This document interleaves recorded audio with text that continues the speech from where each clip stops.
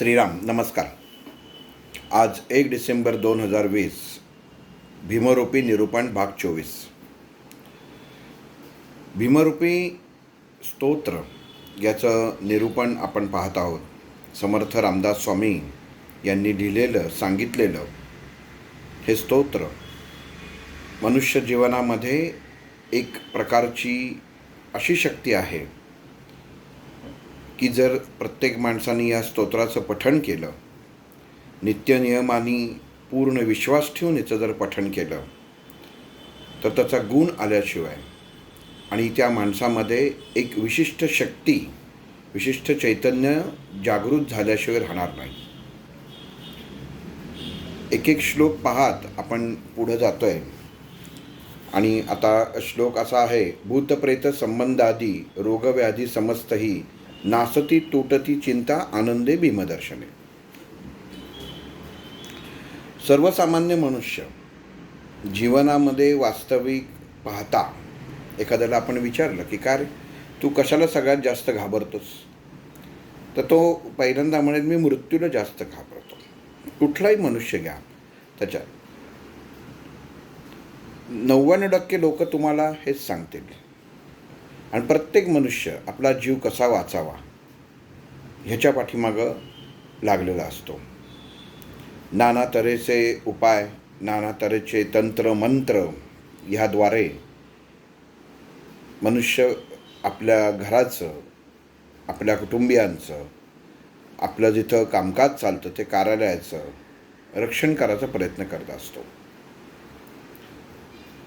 आपल्या भारतीय संस्कृतीमध्ये, समस्त भारतीय संस्कृतीमध्ये काही मंत्र आणि काही श्लोक हे असे आहेत आणि इतके प्रभावी आहेत की नुसतं त्याचा उच्चारण केल्याने आपल्या सभोवताली निर्माण होणारी ऋणभारित निगेटिव्हिटी ही शक्ती क्षणामध्ये नाहीशी होते, क्षणामध्ये तिचं अस्तित्व नाहीसं होतं.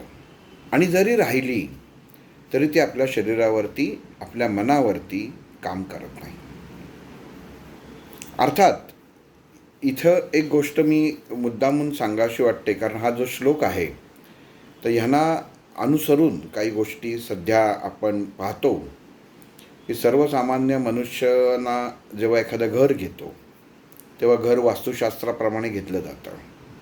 जिथं मनुष्य राहायला जातो आणि नंतर त्याला जाणवतं की इथं काहीतरी असं वेगळं अघटित आहे आणि त्याचा मला त्रास होतो आहे. ज्या घरामध्ये आत्तापर्यंत आनंद होता, सगळ्यांची मतं एकत्र होती, ती मतं आता विभिन्न व्हायला लागलेली आहेत. प्रत्येकाचं मतपरिवर्तन वेगवेगळं होत आहे. घरामध्ये कलह माजत चाललेले आहे. आणि अशावेळी मनुष्य हे कशामुळे होत आहे? कारण साहजिकच आहे की आत्तापर्यंत झालं नाही, मग आता कसं होतं आहे, हा कोणाच्याही मनात येणारा हा प्रश्न आहे. आणि याचं कारण शोधण्यासाठी तो एखाद्या ज्योतिष, मांत्रिक किंवा आध्यात्मिक जो ज्याला एक आपण म्हणतो की बेस आहे, की त्या माणसाकडे जातो आणि त्याचं कारण विचारतो की असं का होतं आहे. मग घेतलेलं घर व्यवस्थित नाही का, घेताना तर आम्ही पूर्ण वास्तुशास्त्रानुसार घेतलं होतं वगैरे वगैरे, की त्या खोलीमध्ये मग तो ज्याच्याकडे जातो तो जर व्यावसायिक असेल तर मग सांगतो तुमच्या घरामध्ये अमुक अमुक आहे, मग तुम्ही हे उपाय करा, मग त्याच्यासाठी एवढा खर्च करा आणि मगच तुम्हाला शांती लाभेल. आणि माणसाचं मन इतकं बेचैन आणि चंचल असतं की त्याला असं वाटतं की बाबा चला आपण एवढे खर्च केले पैसे, त्या क्षणात आपला दोष नाहीसा झाला. मुळामध्ये एकदा इथं असं कारण सांगतो. मागं एकदा ज्यांना मी गुरु मानलं ते डॉक्टर वैद्य अशोक श्रीपाद भट, खूप वर्षापूर्वी एकदा अशी चर्चा झाली की वास्तू, आपण एखाद्या वास्तूच्या मध्ये प्रवेश करतो, वास्तुशास्त्र हे लिहिलं गेलेलं आहे, पण वास्तुशास्त्र लिहिताना किंवा वास्तुशास्त्राचा अभ्यास करताना मनुष्य केवळ आणि केवळ त्यातले दोष पाहतो, त्यातली ऊर्जा कधीच पाहत नाही. आणि आमचा डॉक्टरांचा एकदा ह्याच्यावरती विषय असा झाला होता की वास्तुशास्त्रामध्ये त्यांचं एक अगदी प्रामाणिक मत होतं की कुठलीच वास्तू मग अगदी घर असो नाही तर स्मशान असो, त्याच्यामध्ये दोष हा नसतोच. त्याचं कारण असं की वास्तुपुरुष हा त्या जागेचा, त्या घराचा, त्या स्थानाचा मालक असतो. त्याला आपण नाव का ठेवावं? तो त्याच्या मनाप्रमाणे वागत असतो. उद्या आपण आपल्या घरामध्ये आपल्या मनाप्रमाणेच वागणार आहोत. उद्या जर एखाद्याने आपल्या घरामध्ये शिरून सांगितलं की तुम्ही असं वागायचं नाही, तुम्ही असं बोलायचं नाही, तुम्ही अशी कृती करायची नाही, तर आपल्याला चालेल का? तर नाही चालणार. तसंच वास्तुपुरुष, जसं आपण म्हणतो की हा कायम संतुष्ट हवा. जर एखादी जागा बघताना त्यातला जर तुम्ही दोष बघितला की अमुक अमुक जागेमध्ये हा दोष आहे, नक्की पहा. पण शास्त्रीयदृष्ट्या अग्नितत्वाद्वारे ह्याचं बघणं जास्त गरजेचं आहे. केवळ त्या जागेमध्ये दोष काय, मला त्याचा त्रास काय होईल, म्हणजे काय झालं की स्वतःसाठी, फक्त स्वतःच्या सुखासाठी आपण त्या वास्तूमध्ये, त्या गोष्टींमध्ये बदल करतो. आणि फक्त ह्याला आपण थोडक्यामध्ये आपण जर शुद्ध मराठी भाषेमध्ये म्हटलं तर ह्याला स्वार्थ म्हटलं जातं. की एका आपल्या स्वतःच्या स्वार्थासाठी माझं आयुष्य कायम सुखी राहावं, समृद्ध राहावं, माझ्याकडं संपत्ती यावी, पैसा यावा, सुख टिकावं, ह्याच्यासाठी या वास्तुशास्त्रात केलेले बदल. पण त्या जागेमध्ये असलेली ऊर्जा ह्याचा आपण वापर कसा करावा, असं धरून चाला की एखाद्या याच्यामध्ये आपण जर एखाद्या वास्तूमध्ये ऊर्जा जी आहे की तेवढी भारीत नाही आहे, पण आपली ऊर्जा त्याच्यापेक्षा कमी आहे, तर मग त्या वास्तूत गेल्यावर त्रास होतो. मग आपण एखादं वास्तुशास्त्र म्हणतो की तुम्ही तिथं पिरॅमिड लावा, तिथं तुम्ही अजून काही करा.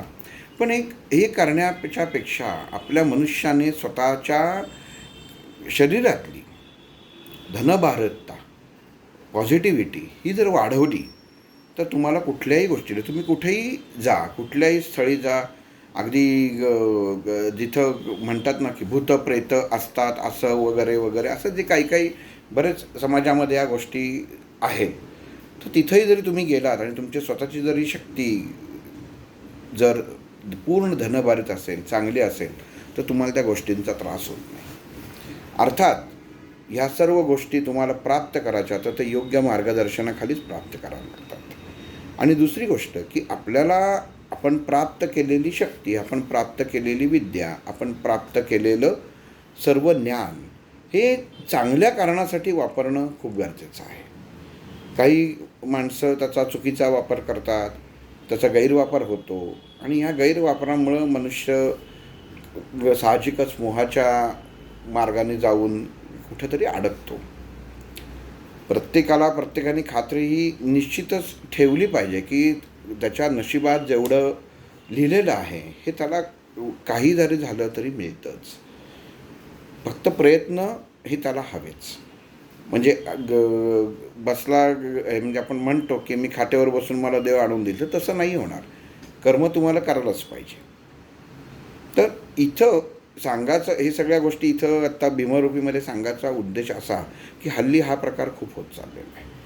आमच्या घरामध्ये कोणा दुष्ट लागले नाही ना, माझ्या मुलाला दुष्ट लागले नाही ना, आमच्या घरात सध्या खूप आजारपणं आहेत, आमच्या घरामध्ये सध्या असं चैतन्यमय वाटत नाही, कायम झोपच येते, कायम असं, म्हणजे इतक्या तक्रारी मनुष्य करत असतो त्याला. आणि ह्याला कायम दोष देत असतो की माझं वास्तूमध्ये असा दोष आहे, त्याच्यात दोष आहे. ठीक आहे, आपण असं धरून चालू की त्याच्यामध्ये कुठेतरी कंपनं, मी वास्तूत कुठलाही दोष कोणातच काढू नये. प्रत्येक व्यक्ती ही दोषीच आहे. अशी व्यक्तीच नाही की ती दोषी नाही, ती दोषी आहेच आहे. फक्त त्यातले पण तुम्ही जर चांगले गुण पाहिलेत तर तुम्हाला हेही कळेल की आपण आपला बघाचा दृष्टिकोन बदलला तर आपलं जीवन सुसह्य होतं. आणि ह्या काही गोष्टी समाज त्याच्या नादी लागून चुकीच्या मार्गाने जाईल हे कदाचित तेव्हा समर्थ रामदास स्वामींनी जाणलं असेल. आणि हे भीमरूपी स्तोत्र जेव्हा त्यांनी लिहिलं तेव्हा त्याच्यामध्ये त्यांनी हा उल्लेख केलेला आहे की तुम्ही मारुती रायांवरती तुमचा एवढा विश्वास हवा आणि खात्री हवी ह्या स्तोत्र पठण करायचं म्हणून फक्त स्तोत्र पठण करू नये, त्याच्यामध्ये खात्री असणं खूप गरजेचं आहे, विश्वास असणं गरजेचं आहे. तुम्ही अगदी कितीही चांगली आपण म्हटलो ना की उच्च प्रतीचं तुम्हाला औषध दिलं, तुम्हाला काही रोग असेल तर ते क्षणात वर काम करत नाही, पण स्तोत्र आणि मंत्र जे आहेत ते क्षणात काम करतात. फक्त तुमची त्याच्याबरोबर जी एकरूपता असते ही किती असते हे खूप महत्त्वाचं आहे. म्हणजे माझं मन समाधानी राहावं, माझं कुटुंब समाधानी राहावं, मी नीट राहावं, माझं शरीर, माझा व्यवसाय. कारण आपण विचार केला तर अन्न वस्त्र निवारा यासाठीच मनुष्य झटत असतो. जीवनात पोटाचे खळगे भरण्यासाठी मनुष्य आयुष्यभर कष्ट करत असतो. पण ही कष्ट करताना त्या परमेश्वराशी जर एकरूपता जर आपली असेल आणि आपण ती ठेवली तरच तुम्हाला त्याचं फळ मिळणार आहे. फक्त स्वार्थासाठी जर तुम्ही हे भीमरूपी स्तोत्र म्हटलं, हे भीमरूपी म्हणजे काय, आपण आता भीमरूपीचं वर्णन करतोय, विवरण करतोय म्हणून आपण भीमरूपी शब्द आपण स्तोत्र कुठलंही घ्या, त्याच्याशी एकरूपता हवी, विश्वास हवा, त्याचे उच्चार. आपलं कसं आहे की प्रत्येक स्तोत्रामध्ये विशिष्ट उच्चार आहेत. हे उच्चार प्रत्येक माणसाला, आपण जसं म्हणतो की आपल्या घरी काही कार्यक्रम असताना गुरुजी येतात, ते गुरुजी सत्यनारायण असो, चतुर्थी असो किंवा अजून काही कार्यक्रम असो ते येत राहतात. तर त्यांच्याकडनं उच्चार समजून घेणं गरजेचं आहे की कुठल्या शब्दावर किती भार पडला पाहिजे.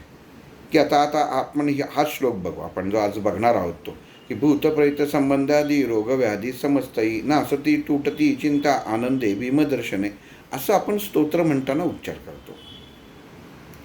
पण जर त्याचा शांतपणे तुम्ही उच्चार केलात तर कसा होईल?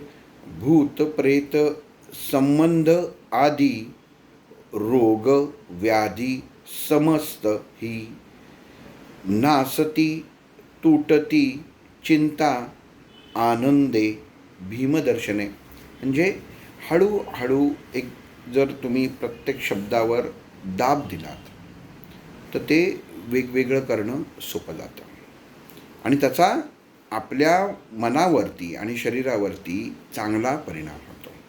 म्हणून कुठलंही स्तोत्र आणि मंत्र म्हणताना त्याचा उच्चार हा अतिशय महत्त्वाचा समजला जातो, कारण ती जी एक दाब आहे, हा दाबच सर्व काम करतो. कारण तो दाब जर नसेल नीट ना तर शरीरावरती विपरीत परिणाम व्हायची सुद्धा शक्यता असते, असं आपल्या शास्त्रामध्ये लिहिलेलं आहे. म्हणून आपल्या बाजूला जर जी सोय असेल, आपल्या बाजूला जर ओळखीचे कोणी गुरुजी असतील, अध्यात्मामध्ये जे अभ्यास करत असतील, जिथं वेदपाठशाळा असेल, तिथं आपण प्रत्येक स्तोत्राचं जाऊन विचारावं की याचा उच्चार कसा करावा. पण मनुष्याला काय असतं की मी कसं विचारू, मी तर एवढा शिकलेलो आहे, मी तिथं गेलो तर त्याचं शिक्षण 10वीत झालं आहे, तो भले तो वेद शिकवत असेल पण मी ग्रॅज्युएट आहे, मी MBA आहे, मी PhD झालेलो आहे, आणि एवढं असताना मी त्याला कसं विचारणार. म्हणजे काय, म्हणजे मला जास्त कळतं. सांगायचा उद्देश हा की प्रत्येकाची शाखा, प्रत्येकाचं ज्ञान, प्रत्येकाने काय करावं हे परमेश्वराने, त्या कर्त्यानी, विष्णूनी हे ठरवून दिलेलं आहे की आपण काय करायला पाहिजे, काय नाही करायला पाहिजे, आणि त्या अनुषंगाने मनुष्याने आपलं कर्म करणं गरजेचं आहे. आता हा जो श्लोक आहे भूतप्रेत संबंध आदी, आपण म्हणतो की ह्या जगामध्ये भूतप्रेत आहेत का त्याच्यात, तर भूत कोणाला म्हणावं. जे आपण हा जो श्लोक आहे हा इतका, आपण जर त्याचं विश्लेषण केलं तर हा विवादितसुद्धा होऊ शकतो की ह्या जगतामध्ये समर्थ रामदास स्वामींनी हा भीमरूपीचा पूर्ण अर्थ सांगताना जे लिहिलेलं आहे की भूतप्रेत संबंध आदी, म्हणजे याचा अर्थ वेगळं तुम्हाला काढायला नको की ह्या गोष्टी आहेत, हे प्रमाण आहे. कारण सांगणारा जो आहे, सांगणारे जे आहेत हे रामदास स्वामी आहेत, हे कोणी साधे नाही, व्यक्ती नाही आहे. आणि कुठं ना कुठं तरी त्यांनीसुद्धा अध्ययन केलं असेल, त्यांनीसुद्धा अनुभव घेतला असेल, आणि हा अनुभव घेतल्यानंतरच त्यांनी सांगितलेलं असेल की भूत आणि प्रेत त्याच्यामध्ये. आता भूत म्हणजे कोण? तर जे आत्मे अतृप्त राहतात, पुढची गती प्राप्त होत नाहीत, तळमळ त्यांच्यामध्ये जागृत अवस्थेत राहते, आपल्याला दिसत नाही, पण ती योनी आहे. जशी मनुष्य योनी आहे तशी पिशाच्य योनी आहे. आणि त्याचा आपल्या धर्मामध्ये दिलेलं आहे की पिशाच्य योनी कधी राहते, कधी होऊ शकते. तर त्या अनुषंगाने एखाद्याने आत्महत्या केली तर लगेच त्याचं जर नैसर्गिकरित्या मरण जर 70व्या वर्षी आपण असं धरून चालू उदाहरणार्थ असेल आणि त्यांनी 50व्या वर्षीत जर आत्महत्या केली, म्हणजे काय झालं? हा निसर्गाच्या विरुद्ध गेला. आणि मग निसर्गाच्या विरुद्ध गेला. जर दैवाने त्याला ठरवून दिलेलं आहे की तुझी मुक्ती या तुझ्या शरीरातनं या आत्म्याची मुक्ती या दिवशी आहे, तर तसं असतानासुद्धा जी सद्विवेक बुद्धी हा प्रकार भगवंताने प्रत्येक मनुष्याला दिलेला आहे. आपण अगदी निश्चित मानतो, कारण ह्याविषयी सुद्धा माझं डॉक्टरांचं मत झालं होतं की जर भगवंताने प्रत्येकाचं जीवन हे त्याच्या हातात ठेवलेलं आहे, मृत्यू हातात ठेवलेलं आहे, तर फाशी देणारा ज्या कैद्याला फाशी दिलं जातं त्याचा मृत्यू तर आपल्याला माहिती असतो की हा उद्या मरणार आहे. म्हणजे बघा, ही खात्री असते आपल्याला की हा उद्या मरणार आहे. मग आपण असं म्हणू शकतो का की भगवंताचे कुठला? आम्हाला पण माहिती आहे की हा उद्या मरणार आहे, मग त्याच्यासाठी भगवंतानी कशाला सांगायला पाहिजे की कधी मृत्यू येईल? आणि मनुष्य चुकीच्या दिशेने विचार करायला लागतो. तर तसं नाही आहे. भगवंतानी मनुष्याला 90% जर त्याच्यामध्ये भगवंताची जर आपल्या शरीरावरती, मनावरती, आत्म्यावरती जर अंमल असेल, तर 10% सद्विवेक बुद्धी हा प्रकार फक्त मनुष्याला भगवंताने दिलेला आहे. आणि ह्याचा वापर करून, हा कसा वापर करायचा? हा वापर करून मनुष्याने त्याचं जीवन व्यतीत केलं पाहिजे, ही फक्त परमेश्वराची, त्या भगवंताची इच्छा आहे. मग ही 10% मिळणारी तुम्हाला बुद्धी तुम्ही कशा मार्गाने वापरता हे खूप महत्त्वाचं आहे. म्हणून जी माणसं आत्महत्या करतात किंवा काही करतात, तर ती पुढच्या गतीला प्राप्त होत नाहीत. मग गतीला प्राप्त न झालं कारण अनैसर्गिक कृत्य आहे ते. धर्मामध्ये तर आत्महत्या हे मोठं महापातक समजलं गेलेलं आहे. मग अशी यावनी शरीर तर संपवून टाकतात, पण त्यांना पुढची गती मिळत नाही.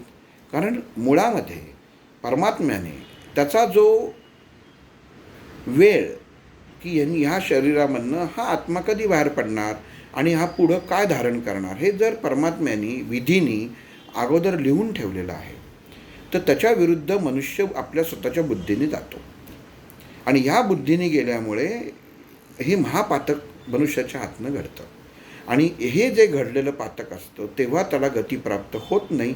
आणि तो काही वेळा, परत सांगतो, काही वेळा त्याच्या पूर्वकर्म भोगानुसार, प्रारब्धानुसार, कर्मभोग प्रारब्धानुसार, संचितानुसार त्याला पुढची गती मिळते. आणि मग ही गती त्याला पुढच्या जन्मामध्ये नवीन देह धारण करायला उपयोगी होते. पण काही देह, काही आत्मे हे शरीर सोडल्यानंतर पुढचा प्रवासाला न जाता अडकून राहतात. आणि ह्या अडकून राहणाऱ्याला आपण भूत म्हणू शकतो. हा झाला तुम्ही एक भाग. आता दुसरी गोष्ट, भूत म्हणजे काय?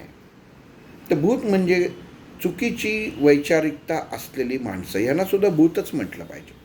विकृत माणसं की ज्यांच्या स्वभावामध्ये, ज्यांच्या आचरणामध्ये विकृतपणा खूप आहे, यांनासुद्धा भूतच म्हटलं पाहिजे. तर असे विचार माणूस वेड्यासारखा वागतो. आपण बघतो की आता आपल्या पुण्याला मनोरुग्णालय आहे. म्हणजे काय? त्या माणसाच्या डोक्यावरती परिणाम झाला आहे. पण ह्याला काहीतरी, आपण नुसतं त्याला हा वेडा आहे असं म्हणून चालणार आहे का? तर ह्याला कारण काय? हा कशामुळे झाला याचा विचार करत नाही. कुठली तरी विशिष्ट कृती त्याला कारणीभूत असू शकते, जन्मताच ते असू शकतं. कारण मनुष्य हा, प्रत्येक जीव हा भोगाशी निगडीत आहे, पूर्वकर्माशी निगडीत आहे. काय कर्म पूर्वजन्मी केलेली आहे याच्यावरनं त्याचा हा जन्म होतो. आता एखादं मूल, आपण म्हणतो की जन्मताच आईवडील इतके सधन असतात की त्यांना काही अडचण नसते, सुख अक्षरशः लक्ष्मी, कुबेर, सरस्वती सर्व त्यांच्या दरवाजात, त्यांच्या घरामध्ये ओतप्रोत असतं. पण नेमकं घरामध्ये ज्या स्त्रीला मूल होतं ते अपंग होतं. प्रसंग नीट ऐका. सर्व घरामध्ये सुख, समृद्धी, शांती सर्व काही आहे. मुलीला दिवस जातात, आनंद वाटतं, किंवा आता काय अजून याच्यापेक्षा जास्त काय पाहिजे. आणि जेव्हा मूल होतं तेव्हा कळतं की ते अपंग आहे, अर्धवट आहे. आणि मग त्याचा जीवनभर त्याचं करणं बाकी ह्याच्यामध्ये जे आईवडील सुखसमाधानी असतात, जे अपत्य झाल्यामुळे त्यांना आनंद झालेला असतो, ते क्षणामध्ये तो आनंद दुःखात परिवर्तित होतो. हा का होतो? तर त्याचा पूर्वकर्माशी सगळे संबंध आहे. हा भाग तो वेगळा आहे, तो आत्ता आपण इथं नको. पण हे मी सांगायचं कारण असं की आपण ज्या श्लोकाचं विवरण ऐकणार आहोत की पाहणार आहोत की भूतप्रेत, हे आपल्याला लक्षात यायला पाहिजे की भूत म्हणजे काय. नुसतं आपण अंधारात गेलं तर भूतान काय फक्त अंधारा एवढाच आहे का? उजेडात असू शकत नाही असं नाही. हा प्रत्येक माणसाचा मनाचा खेळ आहे की तुम्ही एखाद्या अंधाऱ्या जागेत गेला की मनुष्य घाबरतो. जी ज्योत, दिवा, आपण म्हणतो की एखाद्या जागेमध्ये अंधार असेल तर तो आपण समजा लाईट गेले तर आपलंच घर धरून चाला. आपल्या घरामध्ये लाईट गेले तर आपण मेणबत्ती लावतो किंवा एखादा दिवा लावतो, याच्यामध्ये दिवा पेटवतो. तो जोपर्यंत स्थिर असतो तोपर्यंत घरात प्रकाश देतो. पण असं धरून चाला की बाहेर पाऊस पडतोय आणि थोडीशी हवा सुटली आणि त्याच्यामुळे लाईट गेलेले आहेत. आणि अशा प्रसंगामध्ये तुम्ही लावलेला हा दिवा लावलेला आहे पण त्याची ज्योत हलती आहे. आणि ही जी हलणारी ज्योत आहे ही भयान वातावरण निर्माण करते. मनुष्याच्या शरीरामध्ये अनंत विचार त्या क्षणी येतात. मनुष्याचं शरीर घाबरतं की अरे काहीतरी अघटित तर नाही होणार, काहीतरी अघटित घडतं, आणि तो घाबरतो. आणि त्याला असं वाटतं की आपल्या आजूबाजूला कोणी आहे, काहीतरी घडतं आहे, आणि तो मनाने अस्वस्थता त्याच्यामध्ये निर्माण होते. आणि मनाने अस्वस्थता त्याच्यामध्ये निर्माण होते. आता काय होतं की जेव्हा अशी परिस्थिती प्रत्येकाच्या आयुष्यात कधी ना कधीतरी येऊन गेलेली असते, आपण कुठेतरी ट्रिपला जातो, तिथं आपण जागा बघतो, आपल्याला माहीत नसतं, वर्णन असतं, अगदी निसर्गाच्या वातावरणात आपण जातो, छान वाटतं, दिवसात सर्व छान वाटतं. पण जेव्हा एकांत येतो, तो एक विशिष्ट प्रकारचा आवाज येतो, एखादा आभास आपोआप निर्माण होतो. आणि तेव्हा मनुष्य अगदी दिवसा 12 जरी वाजले असतील, अगदी 1 वाजला असेल ना, तरी घाबऱ्या अवस्थेमध्ये जाऊ शकतो. मग ही जी अवस्था निर्माण होणारी, ही जी आपल्या आजूबाजूला आपल्याच वैचारिकतेने निर्माण होणारी जी कंपनं आहेत, ह्यांना आपण भूत म्हटलं तर हरकत नाही. प्रत्येक सृष्टीत, प्रत्येक घरात, प्रत्येक वास्तूत, प्रत्येक जागी जसं आपण सजीव आहे तसा फिरणारे अतृप्त आत्मे हे असतातच. फक्त आपल्याला त्याची जाणीव होत नाही, कारण आपल्या शरीरामध्ये, आपल्या मनामध्ये असलेला धनभार. नामस्मरण का करावं? तर त्याच्यासाठीच करावं की शरीराचा, वैचारिकतेचा जो आधार आहे की आपल्याला कुठल्या मन ज्यांनी घाबरं होतं ती कृती न घडावी आणि त्याला आपल्याला आधार मिळावा म्हणून आपण नामस्मरण करतो. मग आता इथं समर्थ रामदास स्वामींनी भीमरूपी तुम्ही भक्त म्हणा, तुम्हाला कुठले असे हे जे आभास होतात, असं वाटतं काहीतरी बाहेर आहे, काहीतरी बाजूला आहे, आणि मग असं म्हणतो की अरे आपल्या बाजूला भूत आहे, किंवा एखादा आपल्या बरोबर जमलेला असतो, तो म्हणतो अरे खरंच की मी असा प्रवासाला गेलो होतो आणि तिथं अशी पांढरी साडी नेसलेली बाई दिसली. इतकं काही वेळा हसू येतं. असेल, मी नाही म्हणत नाही, म्हणजे कोणावरती आपण कोणाला नावं ठेवू नये, पण भूतांचे पोषक फक्त साडी आणि पांढरे असेच असतात का? बाकी कुठल्या वेशामध्ये नसतात? असं मोठं बघितलं, कसं बघितलं मोठं तर ते नाही माहिती, पण मी असं काहीतरी पाहिलं त्याच्यामध्ये आणि असं जाणवलं. मी नाही म्हणत नाही किंवा अस्वीकार असा सुद्धा नाही, पण ह्या शक्ती ज्या असतात ह्याच्यावरती मात देण्याचं काम हे आपलं आहे. ह्याच्यासाठी आपल्या शरीरामध्ये ती चैतन्यमय शक्ती जागृत होणं गरजेचं आहे, आणि ही जागृत करण्यासाठी एक विशिष्ट साधनेची आवश्यकता आहे. समर्थ रामदास स्वामींनी या भीमरूपीच्या मार्फत काय केलं आहे, इतकं सोप्या पद्धतीने त्यांनी सांगितलेलं आहे की तुम्ही एवढा हा भीमरूपी म्हणा, जास्त भानगडीत पडू नका. मी तुम्हाला अगदी परस्पर ब्रह्मास्त्रच देतो. हे भीमरूपी एक ब्रह्मास्त्र आहे. जीवनात आपण जसं आपण आत्तापर्यंत भीमरूपी पाहत आलो आहे की एक एक गोष्टी एक एक पायरी चढत आलो आहे, तर ते आता पाहतो आहे की कसं या मारुती स्तोत्राचा आपल्या सर्वसामान्य जीवनावरती कसा परिणाम होतो आणि आपण किती एक छानपैकी सुरक्षित कवच आपल्या भोवती निर्माण होतं. आणि हे कवच निर्माण करायचं कारण म्हणजे समर्थ रामदास स्वामी. आणि मग त्यांनी सांगितलं भूत प्रेत संबंध आदी. मग ह्या भूत आपण म्हटलं की भूत म्हणजे हा एक शब्द आपण जो म्हणतो की मग त्याच्यात पिशाच आलं, अजून कुठल्या 100 खवीस आले, हे ते इतर अमुक तमुक इतक्या 100 गोष्टी आहेत त्याच्यामध्ये. म्हणून त्यांनी केलं भूत प्रेत संबंध आदी. म्हणजे ह्या गोष्टी म्हणजे भूत आणि प्रेताच्या बाबतीत. आता वास्तविक मला सांगा, एखादी व्यक्ती जर मरण पावते, त्या शरीरामध्ये चैतन्य नसतं. आत्मा परमात्मा त्या शरीर मोकळा होतो आणि जेव्हा हे शरीर मोकळं होतं तेव्हा जेव्हा इतर शक्ती असतात तो त्या शरीराचा कब्जा करतात, त्याच्यावरती आक्रमण करतात. आणि ते प्रेत जी व्यक्ती आपल्या घरी आपल्या घरात आपल्याबरोबर काही क्षणापूर्वी असते, काही तासांपूर्वी असते, ती जेव्हा जाते, ती जेव्हा मृत होते, तर काही नंतर तीच व्यक्ती आपल्याला भयान वाटायला लागते. त्याचं कारण काय की चैतन्य जेव्हा त्या शरीरातून जातं तेव्हा निगेटिव्ह शक्ती, ऋणभारित शक्ती हा त्या शरीराचा कब्जा करतात. ही सर्वसाधारण सामान्य गोष्ट आहे.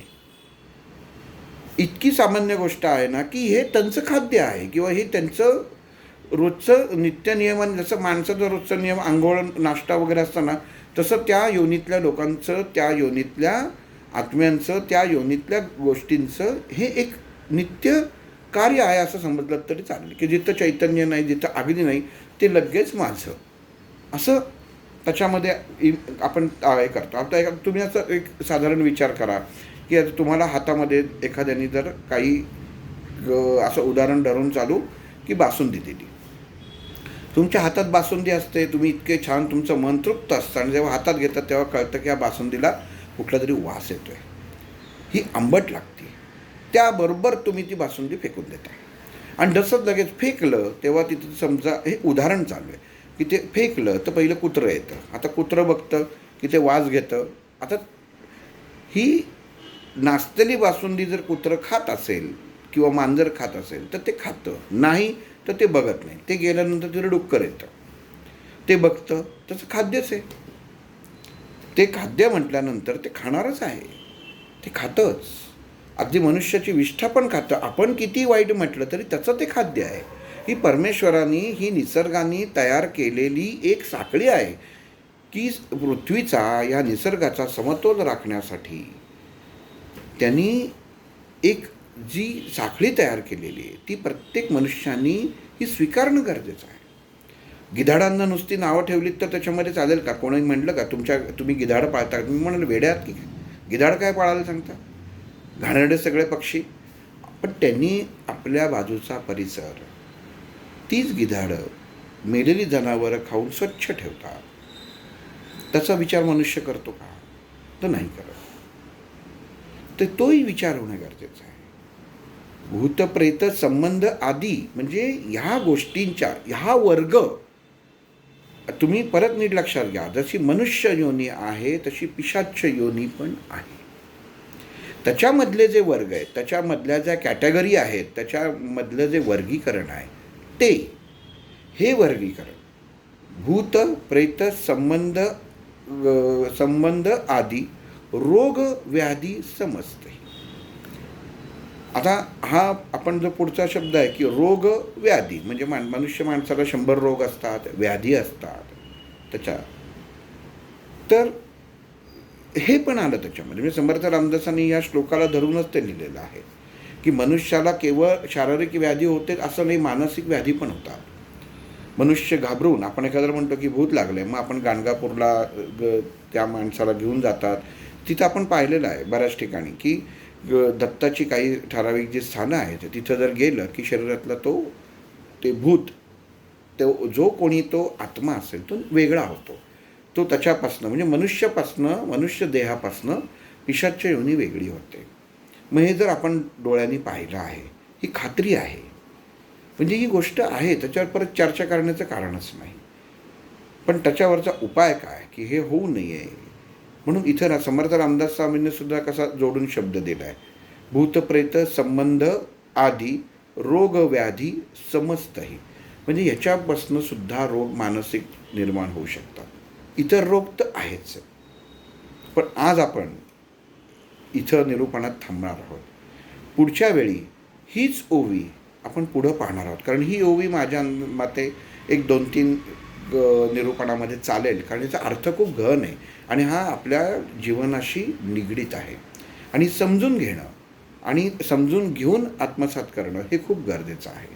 आणि इतके छोटे उपाय, इतके छोट्या गोष्टी आहेत की आपण आपल्या पूर्वजांनी याची सोय करून ठेवलेली आहे. मनुष्य जेवताना चित्राहुती घालायचं कारण काय, तर याच्यासाठी की या ज्या शक्ती ज्या आहेत या आपल्या अन्नाच्या आत येऊ नये. आपण कशाला पाणी फिरवतो, आपण नुसतं ती कृती नाही आहे. जेव्हा आपण जेवायला बसतो त्या ताटाभोवती पाणी का फिरवलं जातं, तर ती एक लक्ष्मण रेषा आहे की इथं आत त्या अन्नामध्ये कुठल्या वाईट शक्तींचा वास होऊ नये. आणि असं नाही दिलेलं की फक्त ब्राह्मणांनीच ही कृती केली पाहिजे. हा सगळ्या समाजाने काढलेल्या गोष्टी आहेत.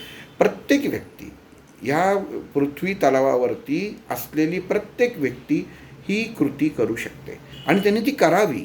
कारण त्याच्यानंतर आपण पाहावं की आपल्यामध्ये काय बदल घडतो, हा निश्चित होतो. तर हे एक गोष्ट आपण हा एक पैलू ह्या श्लोकाचा पाहणार आहोत. आज इथंच थांबू. श्रीराम.